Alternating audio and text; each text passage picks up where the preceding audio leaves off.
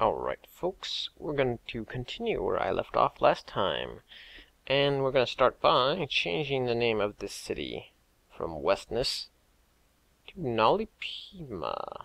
Lipima. I'll have to have Marine Corps explain that one particularly, but thank you, Marine Corps, for that suggestion. I did not move the mouse down there, sir.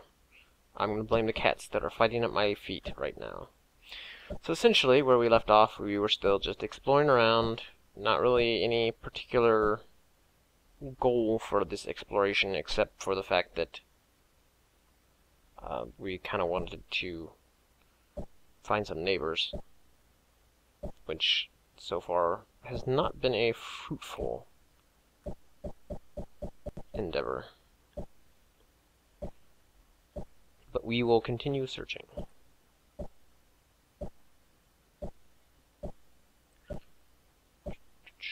No.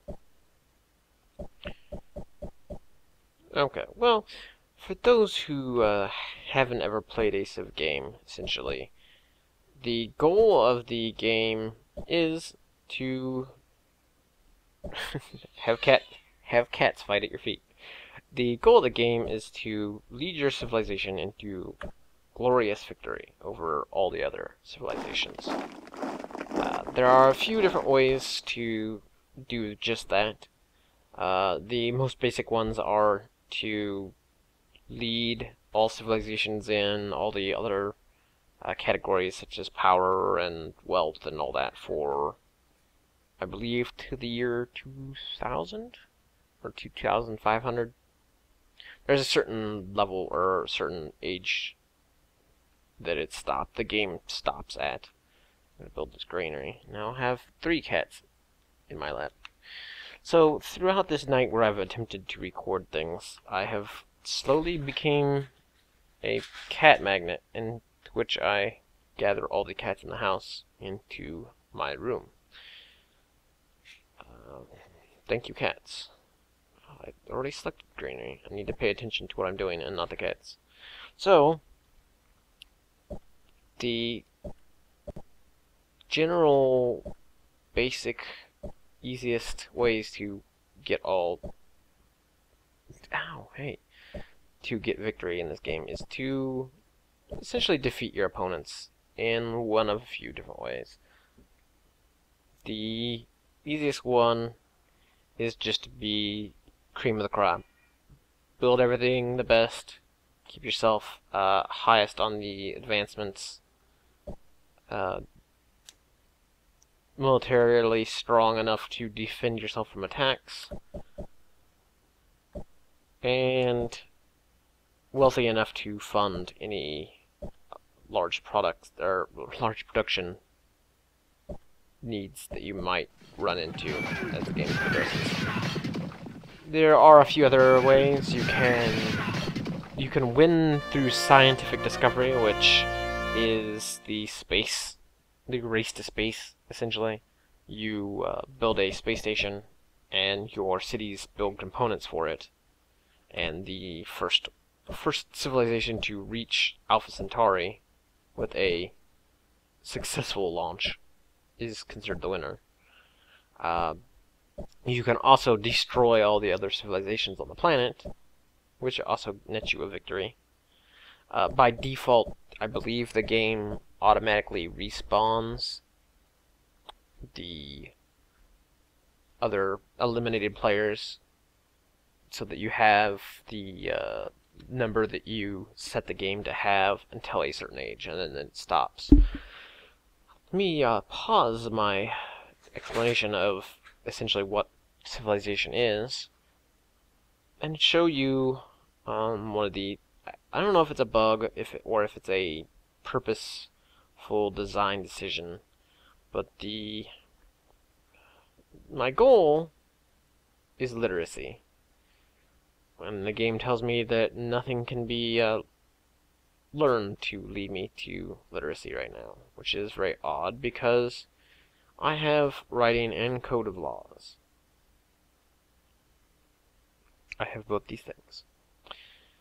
But, as you can see on the list, I cannot actually learn Code of Laws at all. I didn't really want to learn mysticism, but regardless, the game, like I said, I don't know if this is a bug or if it's intentionally set so that as a player you can't rush to the particular thing that I'm after.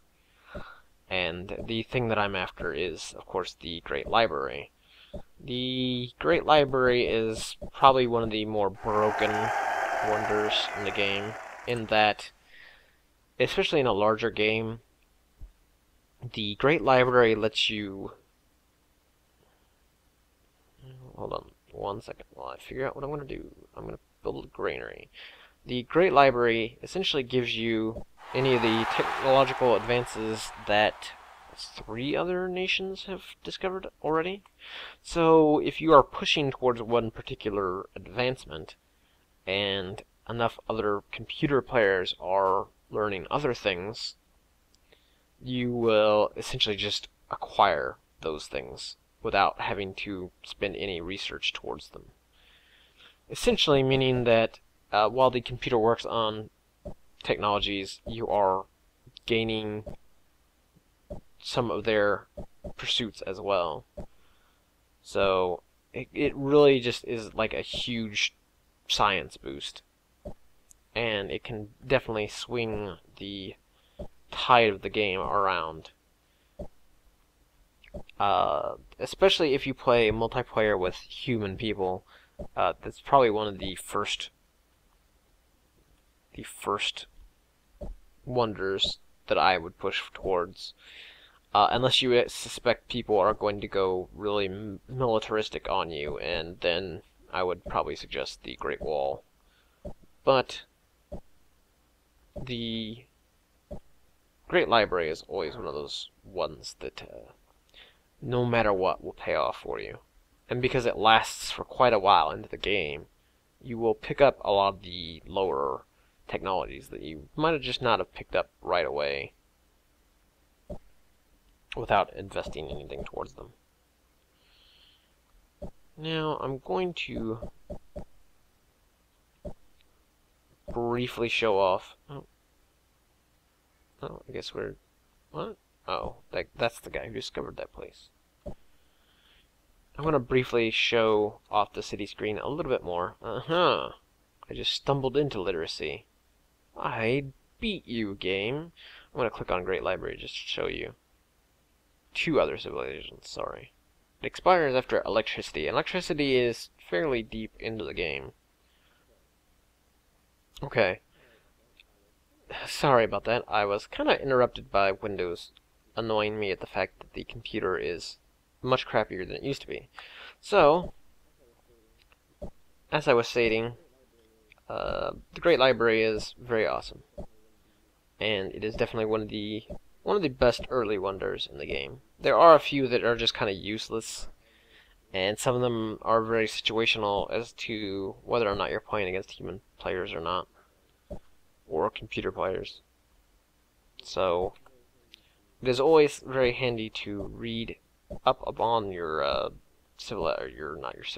your wonders before you invest time into actually developing them. Hey, we are finding quite a large number of cities or settlements from this particular hunting scenario.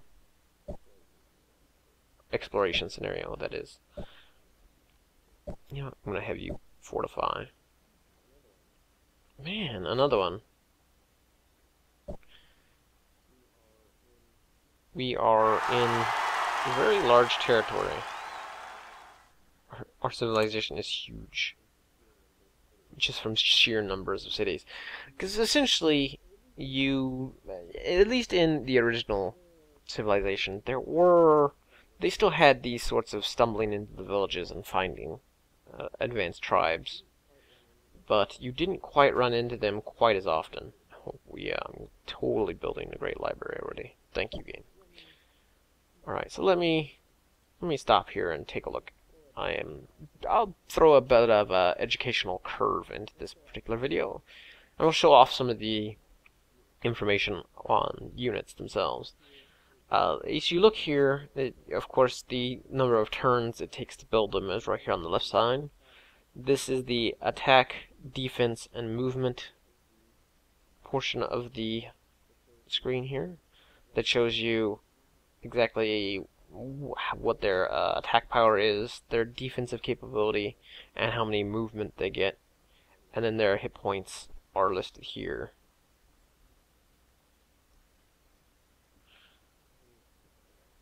And you can kind of click on that and it shows you a little bit better. I'm not sure exactly what firepower is because I don't believe that really affects any of our guys at the moment. I think it might have something to do with penetrating defense, but I can't really guarantee that off the top of my head. I don't think the Civilopedia has anything about it. Game concepts? No, it sure doesn't. Alright. And let us wander on. So, I was mentioning some of the ways to win the game. I believe you can also win through... Actually, maybe it tells me in... Alright, sure not. Okay, I believe you can also win through achieving alliances with 4 or 5, the majority of the civilizations in the world in your current game. Don't quote me on that because it is actually pretty difficult to get a lot of alliances with computer players. They tend to like to stick to a certain mindset throughout the game, whereas some of them are very militaristic, some of them are very insular and do not, bargain well. I just got the Republic. Right now, I do not want to change the Republic just because once you change to Republic,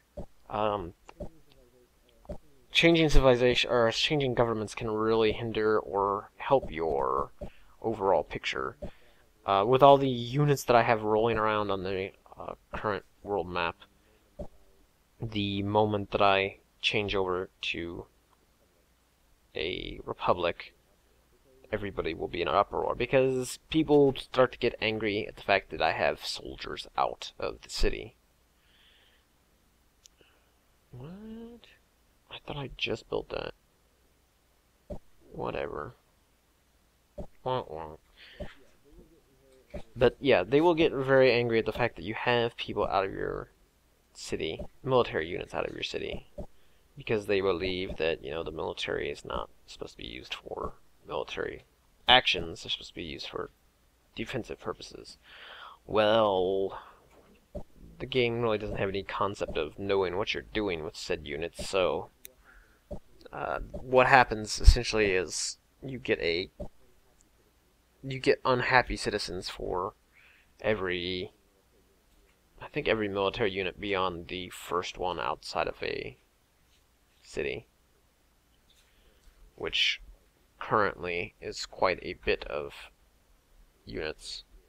See, as you can see right here, I didn't build either of these guys, but they happen to count towards the supported units, and therefore the city will get mad that at least one of those units is not nearby. So, at some point, however, I will change the Republic because it is better overall than despotism.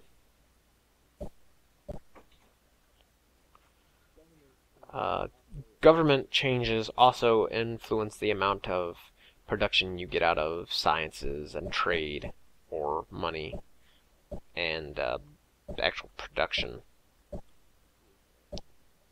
resource. What is the resource called? I think it is just production. Yeah, the production. Even though production, this is all actual production of these particular resources. This one just happens to be production. This one happens to be called production, so Okay, let us move you towards this city. I'm gonna start citying some of these units up that are just wandering around doing nothing because, well, I am gonna switch governments at some point. So you can see that particular settler there has already built one square of irrigation, and wow, look at all those units that this one little city is trying to support. Or, well, it's only supporting 2. As you can see, this screen here kind of shows you what all the units are considered supported by the city, and the actual symbols beside them would tell you whether or not they are, taking any of your actual resources from here and requiring them for support to keep them maintained and such. Money is not a bad thing. Ancient wisdom is always better, however. What is Marco Polo's embassy? Free embassy with every rival civilization. Well, that's not too bad. Again, not quite the best, but at least does give you an idea of what other... Oh, hey, I need to pay attention. It does give you at least an idea of what other people are building. I will go into detail a little bit more on the rest of these city improvements on a future video. I want to kind of save some content and some of the instructional and educational portion of the videos for later, because I kind of hope that this will go on for a while. Oh, barbarians. I'm kind of hoping this will go on for a while. Anyway, I believe I was discussing the settler. And let me go back to this a little quick. The settler here is irrigating, and settlers, if you haven't played Civilization, are quite important units in that they can do a lot of terrain changing abilities through their orders menu. You can see some of these ones up here. These particular options are only available to settlers or engineer units once you get advanced. You can also build cities with them, of course, but they are very important for the simple fact that there's a shield there. They are very important for the simple fact that they produce. They let you change the land around a city to make it produce more goods and resources.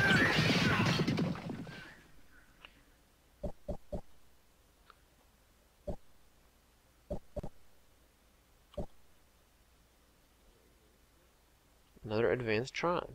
I am liking that so far. I'm going to have you fortify right there for now. Because like I said, I do want to eventually change over to Republic, as that will greatly help my science production. Horde of barbarians. Well, goodbye, warrior. You're probably going to bite the big one. Alright, let's change this to a granary. Fortify that unit.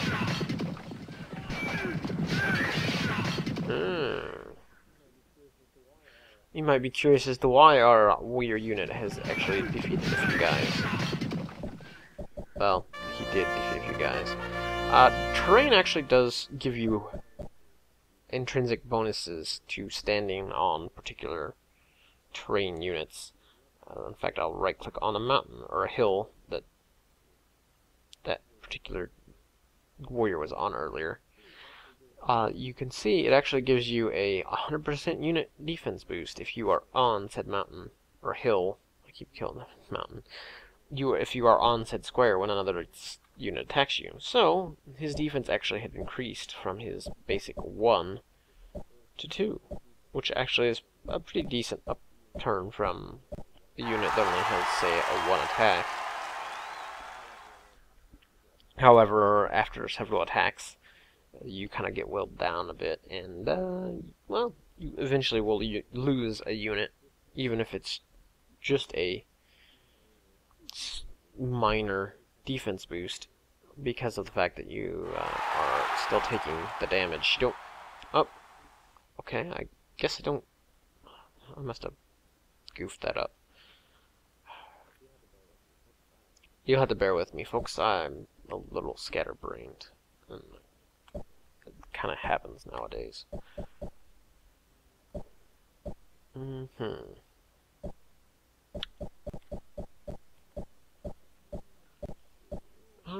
Let's see. Well, oh, wait. Is that city? That city has defense. Yeah, okay. Technodrome was the one that I kind of got botched that up on. Alright, so let's take a look at Nilbog. I believe they're still working on the Great Library. Yes, they are.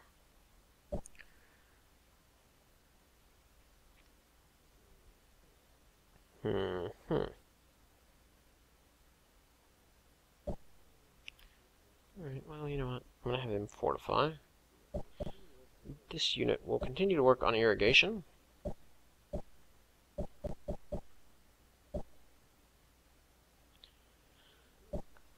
I've almost searched entirely around this particular half of the world.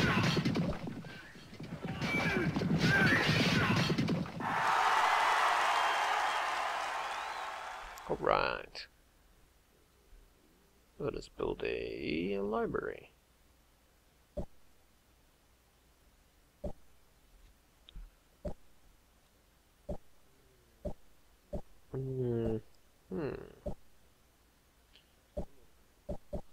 More mercenaries. Well, at least they're mercenaries that have more than one movement. So I will give them a pass this time around.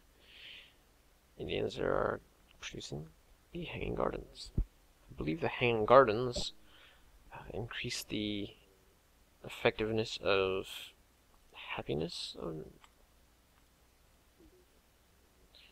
You know, I will totally look it up. I'll kind of go over these things as they pop up on the screen. Oh, one extra happy citizen in every city. I don't believe I have any of those to show off to you right now because it honestly takes a while before you start just getting the very happy citizens normally. I could pull up the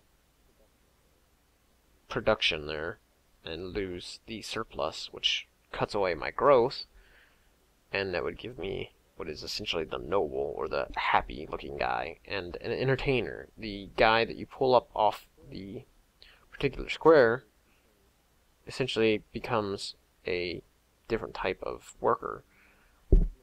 The entertainer here produces one happy character within your, or one level up on your particular list of guys here. These guys would be just normal citizens. The entertainer influences one of those and makes him into a happy citizen. I believe this is supposed to be a tax collector. I'm not sure they wear goofy hats like that, but I believe this guy essentially just increases the level of tax that you take in.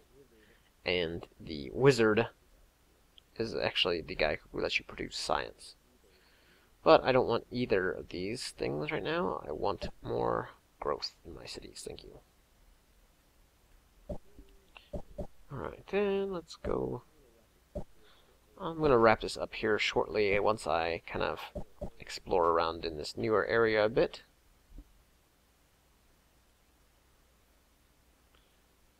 Okay, let's change that to, let's make a granary. Granary is usually one of the first buildings I put into a city. It's either a granary or a temple. Because one, they're both pretty cheap to produce, but two, they essentially are very... Oh, another one. They are essentially very important buildings for the early population. Wandering nomads, sweet. Wandering nomads that are settlers, and settlers are always good to have on hand. Especially when they don't require any resources from any other city. Okay. I think I'm going to go with...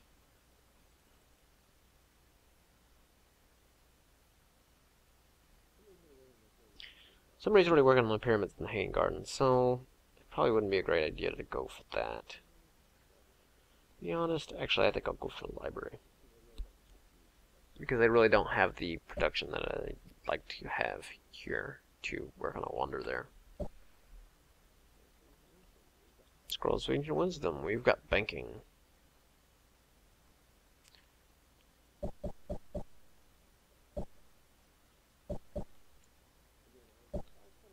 Again, I'll probably go over some of those particular researches as well in a little bit more depth as we go along.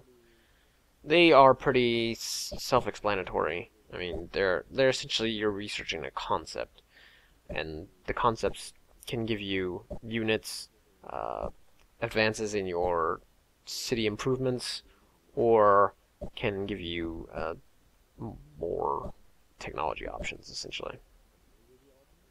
Some of them give you all three. Some of them even give you wonders, or the possibility of building a wonder, which wonders are always a good thing, but like I said, some of them are situational to depending on what kind of game you're playing and who you're playing against. So, again, I will probably just cover the wonders when they come up as far as the game's concerned.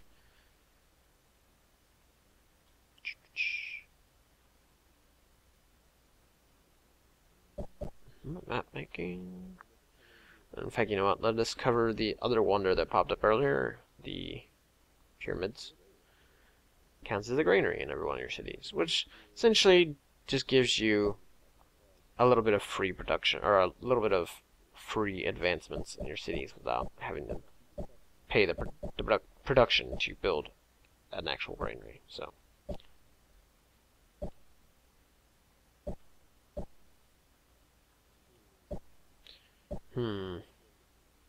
Let's go up here and defend that city. So for the most part, we've kind of explored most of this area. I believe really the only area we've got left is right up in here, and a little bit down here. But obviously, this is just the bottom of the map right here. So, but this actually.